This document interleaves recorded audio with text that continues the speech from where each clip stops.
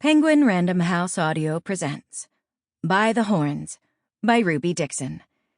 Read for you by Felicity Munroe and Hiro Diaz. For the OG inspiration, Isabella Bird, the first woman to join the Royal Geographical Society. Content warning. Although this book takes place in a fantasy setting, it deals with emotionally difficult topics, including cave-ins, claustrophobia, murder, corpses and decay, rats, rampant misogyny, scapegoating, servant abuse, unprotected sex, a pregnancy scare, poverty, and self-harm.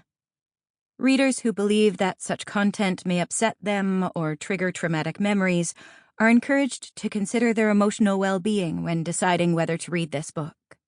Ruby Dixon. 1. Gwenna. Dear Ma, Aspeth is helping me to write to you. She is teaching me my letters so I can better myself. I am still a repeater at the guild, but we will have recruitment day soon, and I hope to be picked as a fledgling again. If I can work for the guild, I can send money home. I have enclosed a few coins. Please pay someone to write back and let me know you are well. I love you. Love, Gwenna. The dead man in the alley is really bothering me. Not that I killed him, of course. I just know that he's there, and I can't tell anyone. Nor can I tell anyone that I've been able to sense the dead lately. I don't know why. I don't know how it started. All I know is that if there's a dead person somewhere nearby, my skin itches and crawls as if 100 bugs were moving over my body. It makes it damned impossible to concentrate. I swipe at the window I'm supposed to be cleaning, hoping no one notices that I'm not truly giving my all. I need to keep my head down and stay out of trouble to remain as a repeater, one of the workers for the Royal Artifactual Guild. Repeaters have a strange sort of position in the guild.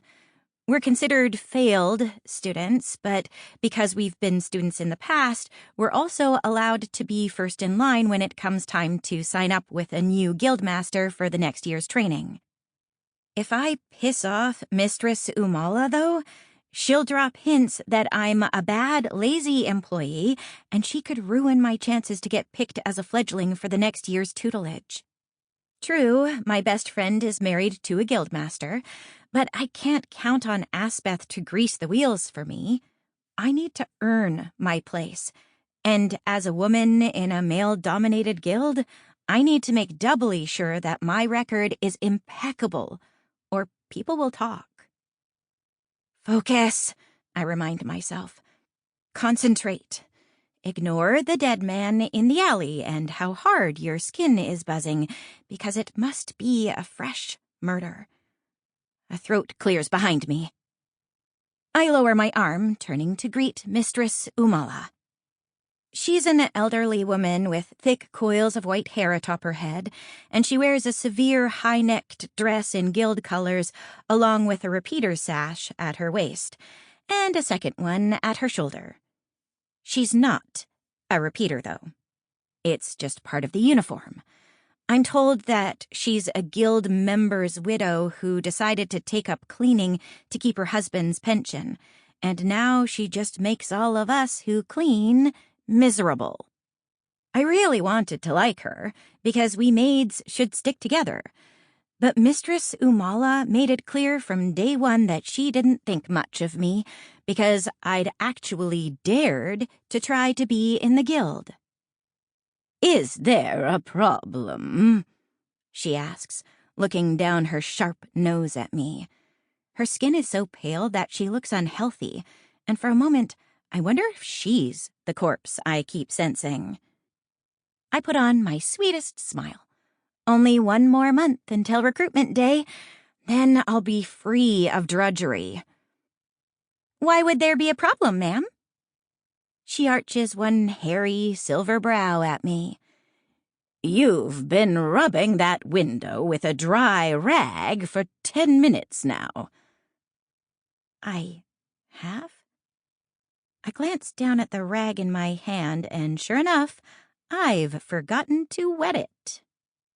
Just getting a few of the worst smears taken care of, I say cheerfully, and rub the window with the rag again, as if this is all according to plan. See? I do not see, Umala hisses. All I see is a young woman not doing her job properly. Biting back a retort, I keep the smile on my face and take the shit she shovels at me.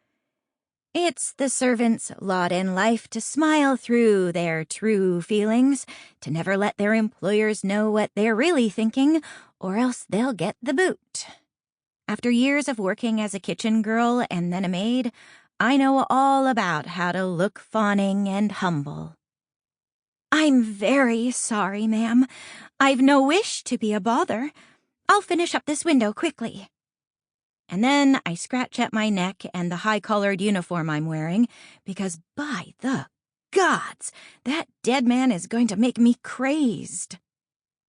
I keep on scratching as she harumphs. See that you do, and then get the windows on the second floor. They look filthy. I nod and bend over to dip my rag in the soapy bucket at my feet. Of course, ma'am.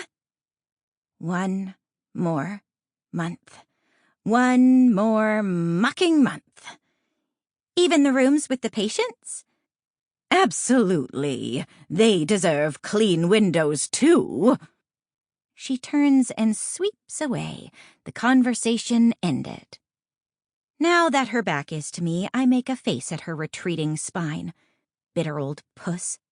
She never rides any of the other repeaters as hard as me, nor any of the women who are employed under her.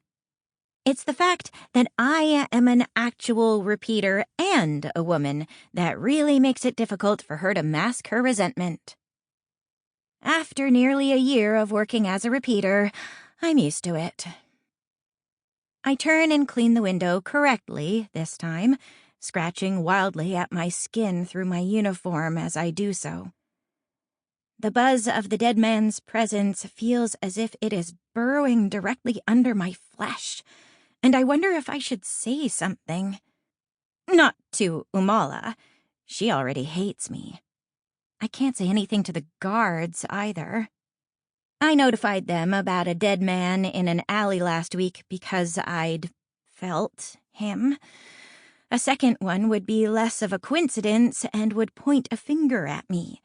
If they find out that I can feel the presence of the dead, my fledgling career would be over.